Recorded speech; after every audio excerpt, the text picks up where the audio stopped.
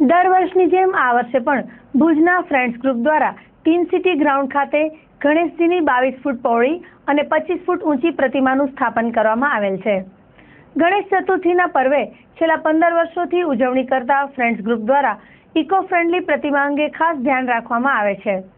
કચ્છમાં ઠેર ઠેર ગણેશ ચતુર્થીની ધામધૂમથી ઉજવણી કરવામાં આવે છે, ત્યારે ફ્રેન્ડ્સ ગ્રુપ દ્વારા આ દિવસોમાં મહાઆરતી, રાસ ગરબા, દાંડિયા રાસ સહિતના જુદા જુદા સાંસ્કૃતિક કાર્યક્રમો ઉજવાશે। ઉલ્લેખનીય છે કે ગણપતિજીની 25 ફૂટ ઊંચી પ્રતિમા દર વર્ષે આકર્ષક કલાકૃતિથી શણગારવામાં આવે છે, જે લોકોમાં ખૂબ આકર્ષણ જમાવે છે। ઉપરાંત પર્યાવરણને નુકસાન ન થાય તે માટે ઇકો ફ્રેન્ડલી મૂર્તિ મેળવવા માટે ખાસી મહેનત ફ્રેન્ડ્સ ગ્રુપના સભ્યો કરતા હોય છે।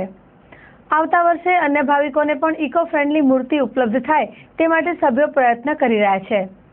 ભુજના ટીન સિટી ગ્રાઉન્ડ ખાતે રોજ મહાઆરતી તેમજ વિવિધ કાર્યક્રમોનો લાભ જાહેર જનતા મેળવે તે માટે સભ્યોએ અપીલ કરી હતી। શ્રી રાહુલ ગોરે આ પ્રસંગે ચંચળ ન્યૂઝ સાથે વાત કરી હતી। એક જગ્યા એવી છે કચ્છમાં કે જે એટલી વિશાળ પ્રતિમાનું સ્થાપન થયું છે।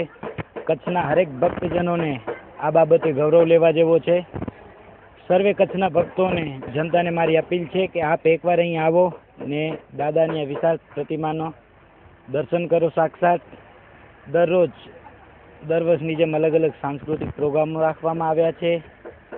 અંધજન અને ચિલ્ડ્રન હોમના બાળકોને એક દિવસ અહીં બોલાવી એમના માટે પણ રાસ ગરબા અને પૂજા આરતી એ લોકો કરે એના માટેનું આયોજન કરવામાં આવેલું છે કે અત્યારની જનરેશન જે છે એ કોઈ પણ ખોટા રસ્તે ડાયવર્ટ ન થાય, એક જૂથમાં રહી અને એકબીજાને કામ આવે, સમાજ સેવા કરે, દેશ સેવા કરે, કોઈ પણ પ્રકારની મેડિકલ ક્ષેત્ર હોય, શૈક્ષણિક ક્ષેત્ર હોય, એના માટે કોઈ પણ જરૂરિયાતમંદને આપણી યથાશક્તિ પ્રમાણે આપણે મદદ કરી શકીએ એ પ્રકારનું આયોજન ને ધ્યેય લઈને હાલ્યા હતા અને આજે આ સ્ટેજ ઉપર પહોંચ્યા છીએ। લગભગ છેલ્લા 4 થી 5 વર્ષથી ઇકો ફ્રેન્ડલી મૂર્તિ બનાવડાવીએ છીએ ને હર વખતે પબ્લિકને, ભક્તોને અમે અપીલ કરીએ છીએ કે આપ પણ ઇકો ફ્રેન્ડલી મૂર્તિ વાપરો, જેનાથી જળના જીવોને કોઈ નુકસાની ન થાય અને પર્યાવરણ જળવાઈ રહે।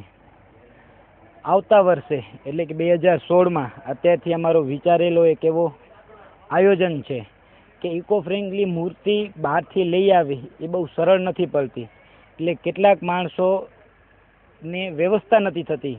આજે હરેક વ્યક્તિને ઈચ્છા છે કે અમે ઇકો ફ્રેન્ડલી મૂર્તિની સ્થાપના કરીએ, પણ એ વ્યવસ્થા નથી થતી, એટલે આવતા વર્ષે કોઈ પણ નફો નહીં, કોઈ પણ નુકસાન નહીં।